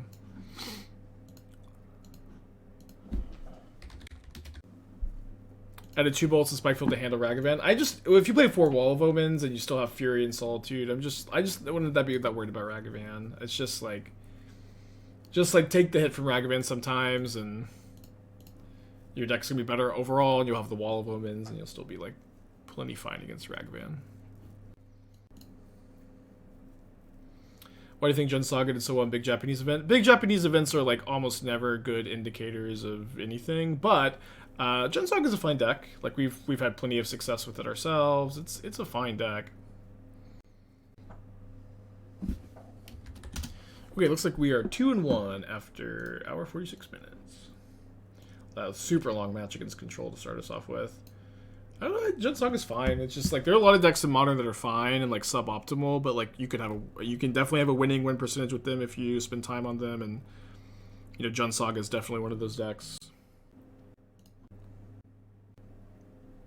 I will say that when it comes to Legacy, there's a lot of people that have like really hot takes that are like, let's just ban a pillar of the format. Let's just ban Brainstorm. Let's ban Days. Let's ban, you know, the ban Days crowd specifically are a pretty vocal group. And I'm not saying that they're wrong necessarily, but what I am saying is that it is very easy to like have these like to speak out and say, let's just shove this pillar of the format over, and it's actually doing it is like I think another thing. And I don't know, I also think to some extent like those kind of bannings would be like wildly unpopular. It really is the you know drunk driving being banned meme that I think we'll just play both Ornithopters here so I can like attack over the rhinos and loot twice. It's just like people just like want Brainstorm to be legal. They want to play with the busted cards to some extent, the iconic cards.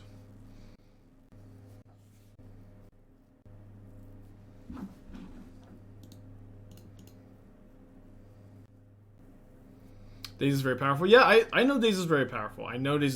But that's what I'm saying. People want Legacy to be defined by the powerful cards. I know that like there's like a vocal group. They're like, this card is too good. It needs to be banned. Like you are like maybe not wrong. I don't play enough Legacy to like comment on like that aspect of it. Like is it actually like time to ban like Days and but what I am saying is that formats in general are like the idea of Legacy is like so much tied to the ability to play with iconic cards, and like Brainstorm, Ancient Tomb, Daze, like these like really iconic cards throughout Magic's history is a huge part of the format's identity. It's like it's in the name, Legacy. And so to me, it makes more sense to have a ban philosophy where you ban the new cards that are really good with the old cards, and you get to keep that identity. And then you have Modern, which is a format more focused on the new cards. And obviously there's nuance here. Obviously there's a lot going on. But, you know, this is my perception at least. Pretty brutal leyline binding to take 4 damage. If this was in the graveyard, we could maybe Emry it back too.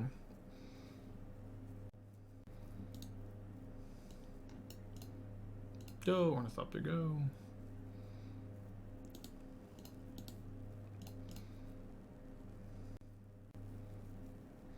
Hate every commander set. Yeah, I think this too. Like, I've said this for years, and like it really started for me with Leovold, Trinity Nemesis, that era. And like, it's funny to think about like how rough that era was and how it is much worse now. But yeah, I agree. I think straight like the EDH sets being commander sets too has been like the worst thing that has ever happened to Commander. It's been like, just in my opinion, like just a big disaster in general. And I don't know that I foresee it changing, but it's a problem. Yeah, Baleful Strix did nothing wrong. Baleful Strix did nothing wrong, of course. And I don't know, like, to some extent, like, these kind of cards is it Days that sort of touch expression wrong? Yeah, I don't know. It's like, these Legacy players, these are, you know, these are the takes, for sure, but, brutal. Rhinos is such a good deck. Rhinos is really popular again. You know, I've been saying for a long time, that, like, both Rhinos and Prowess, like, are way underplayed and need to see play more, and they're seeing the play. they're now starting to see the play. Speaking of play, I guess we're still pretty cold to the second Rhinos coming down. We could double Saga token next turn, but it's not really going to be enough, unfortunately. I guess we could tap a Rhino.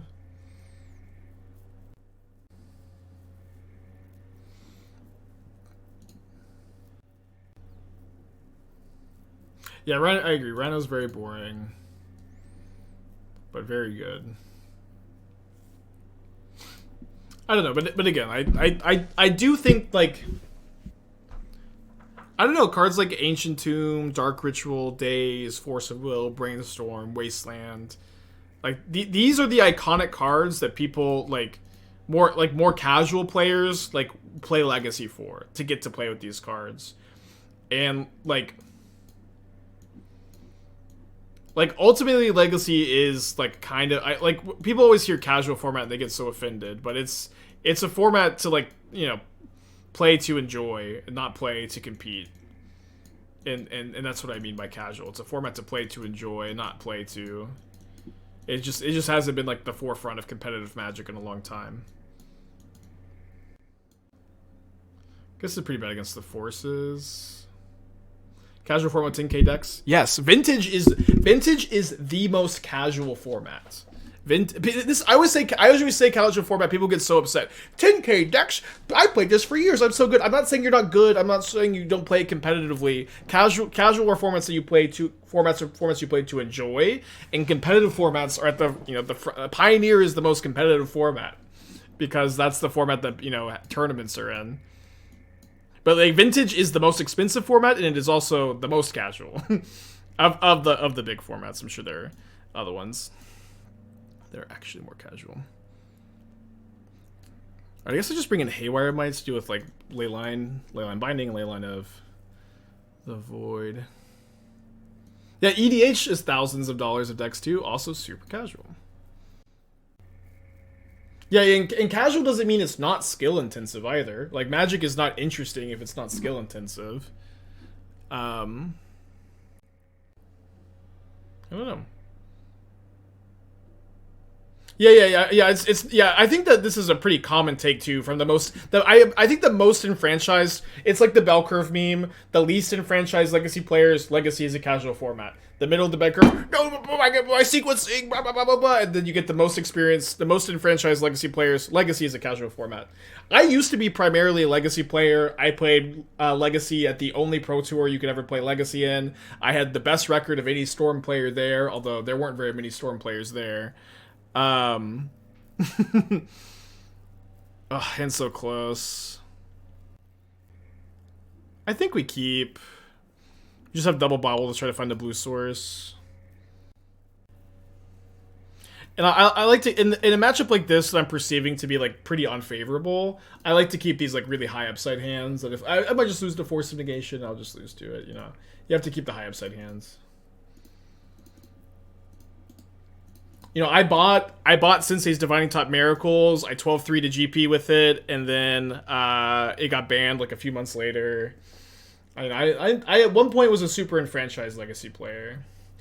But honestly, like, a big chunk of my interest, my personal interest in not playing as much Legacy anymore is tied to the fact that the identity of the format has been really changed, and it's just like, you know, for a lot of the same reasons why I'm saying I think, like, banning Days is not that good of an idea, because, like, Once you start banning cards like Daze and Wasteland and Brainstorm, you're just playing EDH prints. Like you're just playing a 60 card format revolving around commander set printings. just like the new Minsc and Boo, the new White Plume Adventurer, like whatever the new crazy like you get closer and closer towards like this new format with broken EDH cards. You know, at least that's how I'm perceiving it. Which is, yeah, definitely a boomer attitude.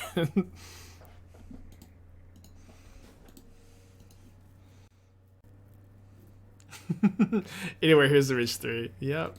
I don't know. Modern Horizons is... People always like to make this meme, too. Modern Horizons is really different. But it's hard for me to argue, because it's such a juicy take. Okay, so this gives me the ability to go Ornithopter, Unctus, Drum. If I can see a Fatestitcher on top of my library, we win immediately. I think I'll take a Haywire Mite to hedge against Leyline Binding, which it kind of feels like they could have here, right?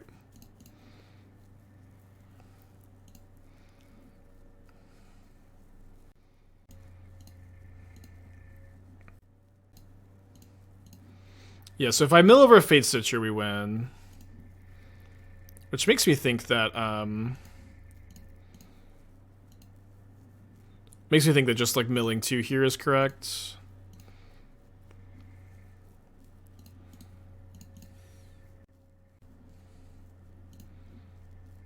Oh, Brutal Argent. That's what I did with Splinter Twin.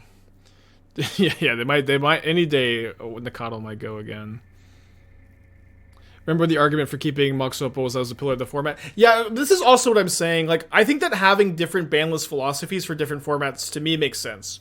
Where it's in the name. It's in the name. Legacy is a format where you want to play the iconic old cards. Modern is a format that you want to play the newer cards in general. And obviously, there's a lot of nuance in between. But to me, I am like way more okay banning pillars of the format in Modern than I am banning pillars of the format in Legacy. And to me, that just makes a lot of sense. But I know that, like, I meant to blue mana this. I know that that's not super popular. I know that most people would prefer if every ban list just had a consistent philosophy. But to me, the formats the formats being different is like part of why Magic is so great, and part of why Magic works as a game is because all the formats are really different. And so I think that to me, it just makes perfect sense to have a different philosophy for all of them.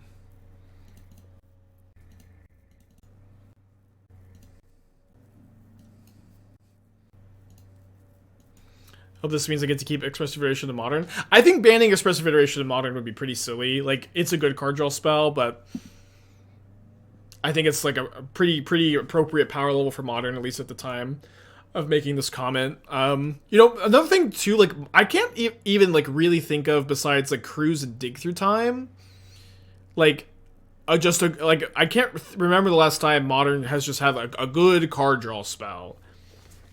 Like, we've had cantrips, we had Cruise, Dig Through Time, which are banned. But I'm trying to think. I think, like, in the entirety of Modern's history, there just hasn't been a card draw spell that's been a staple. Charm? I don't know. I mean, you could call Charm a card draw spell, but it's also, like, you know, the fact that it's so modal is why. It's, like, card advantage on, you know, interactive spell is why it's playable. I don't know. Ridden 6 is not a card draw spell. You know, you get to have your memes. Ugh, Force of Vigor, gross. Wow, and then we draw the Unctus. So you're saying there's a chance.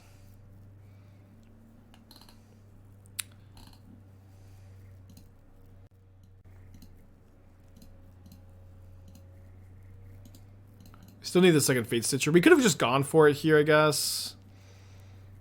If we mill over another Fatestitcher, we win. Maybe that's actually the most likely, because we're just dead to so much here. Not that we had it, though. Deluge. Yeah, Deluge, that's a good example. Deluge is a good example. Although Iteration predates Deluge, right? Alright, let's play for the 3-2.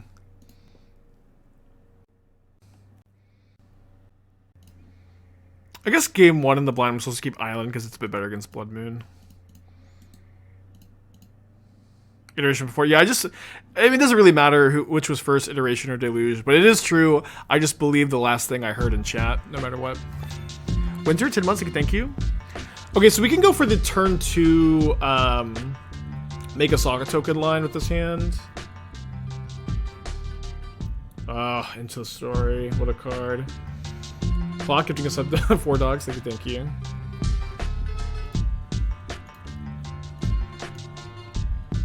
Yeah, we can play the Memnite here. We can block Ragavan, and this is a bit better against Grief Undying, right?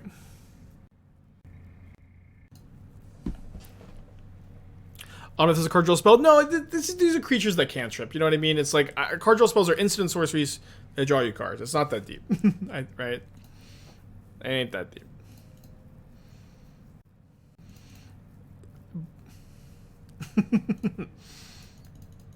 So if they attack here, are we supposed to put my opponent on another Undying effect? So we block here, they undie 4 damage, and they wipe my entire board. That's bad if that happens, huh? So maybe we're supposed to take 8 again. Yeah, so let's just not like immediately lose. It's so fun. Every time I say Undying effect, people are like, wait, they can't Undie it as a counter. But that's not their play. It's not Fate and Death. It's not literally Undying. Oh, they just have another Fury in the hand. It's actually not so bad. Okay, so we're gonna float a mana here, so we don't. If their hand is Fury, red card, second Undying spell, we're not just immediately dead. But it's not, thankfully. Yeah, we could have chumped there. I think that this is something I prefer. I'm not 100% sure. Yeah, Blood Moon? Oh no! Come on! Don't Kolaghan's command me. So I have to get a chump blocker.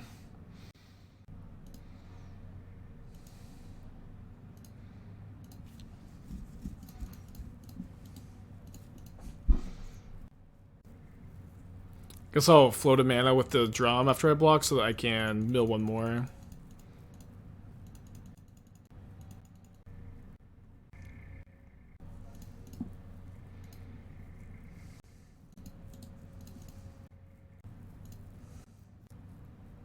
We're only milling 3 though.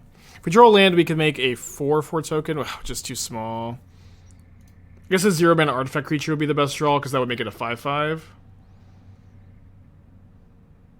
Oh, perfect. Whitelisted, huh?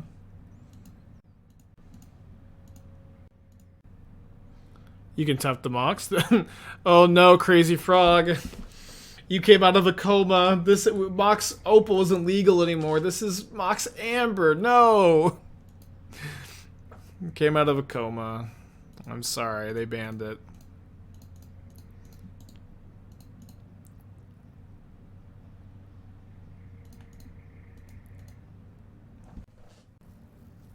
So rude, opponent. So rude.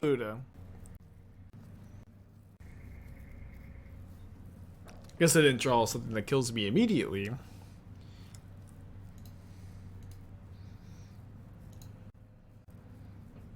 Emry would have actually been a really nice draw. Would have given me a blocker every turn. I could get a blocker off the Saga. Okay. So I can get a 0 drop, and then I can cast Unctus. The problem is, of course, that I am just chumping with the Unctus. I wish I could chump with this instead, but... Staying alive. It's unfortunate that in our top 19 cards we weren't able to mill over... Oh, can I... Oh, you're saying tap the Mox... Tap the Mox for the orb. Okay, I'm sorry for memeing. Well, maybe a little late now. But yeah, cool line. Can you always tap it? Or can you only tap it if you have a legend in play? I see what you're saying now. I was thinking that you couldn't tap it if you didn't have a legend. Okay, if we mill over 2... Fatestitchers. You can always tap it. Okay, so we missed out on like 2 or 3 mills, which is definitely would have been nice. Okay, no, I literally can't tap it. Or maybe once again, chat is wrong. Oh, or Magic Online is bugged? Let me try again, because it was kind of grayed out. Okay, Magic Online is just bugged. Paper only play.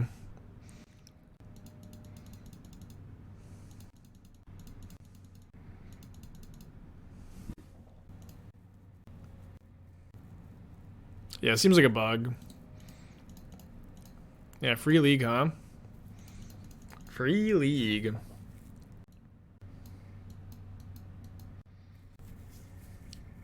So I'm gonna bring in at least 1 Haywire Mite for Leyline, probably 2. Could bring in Needle for explosives. They don't play that many copies. I'm sure, I don't know how many copies they play these days. Actually, let me double check. Because it's always switching from like Hidetsugu consumes all, Path of Peril, and explosives. If only I could summon Dingo to tell me. So see, 1 explosives in this list. 1 explosives, 1 path, 1 Hidetsugu. This other list from March 5th, 3 explosives. I'll cut a Amber for 1. Aether Spellbomb, pretty bad. I don't think you're supposed to bring in Tormod's Crypts in these kind of matchups. I know that people tend to like to, but I don't tend to like to. Prepping control sideboard for new LGS. Is burn usually less played LGS because it's old and boring? I don't know. I don't do play LGSs. Maybe other people in chat could answer, but I do typically recommend that if you are like prepping your deck list, it's better to prep it for Magic Online or whatever you perceive, like prep it at a more competitive level rather than try to like tune for your LGS jankness, because that will in general give you better preparation. It just gives you better preparation to tune for the more competitive environment, if that makes sense. Thank you, Nate. Yeah, I've been definitely liking this deck a lot. Would I play Aether Spellbomb any Bloom Saga? Almost any Blue Saga deck. Never always any card, except for the times when you should always play a card.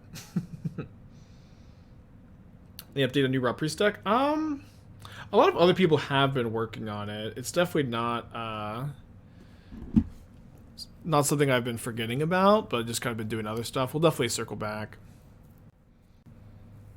Do you ever miss Rebecca Luris cut down its prime? Do I ever miss one of my biggest hits of all time? Yeah.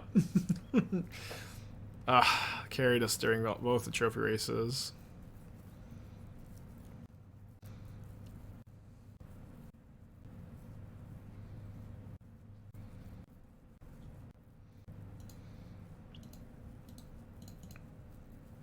I think I'm not playing the Ornithopter Memnite yet. I'll just take 8.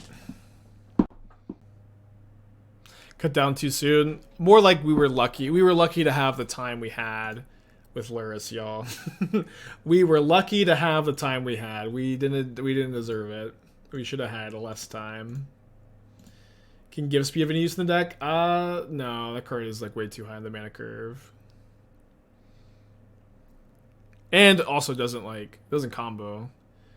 Like it doesn't entirely get the combo. It only gets 1 Fatestitcher, and then they just bin Unctus, the Mesmeric Orb.